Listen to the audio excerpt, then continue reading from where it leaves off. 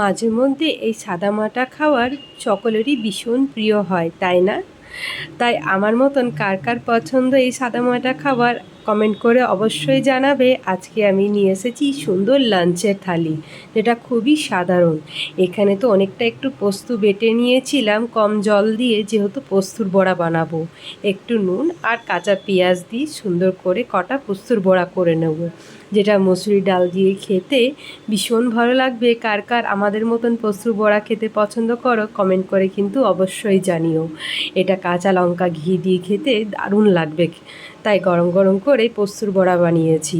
আর বানিয়েছিলাম এখানে মসুরির ডাল, টমেটো, ধনেপাতা দিয়ে, আর ছিল কড়কড়া করে মাছ ভাজা। তার সঙ্গে অবশ্যই এই গন্ধরাজ লেবু, যা টেস্ট ডালের দ্বিগুণ বাড়িয়ে দেয়। কার কার পছন্দ এই রকম থালি কমেন্ট করে অবশ্যই জানিও। কিন্তু আজকের এই ভিডিওটা ভালো লাগলে লাইক করতে কিন্তু ভুলবে না। দারুণ একটা লাঞ্চ থালি, যেটা সকলেরই ভীষণ প্রিয় হবে।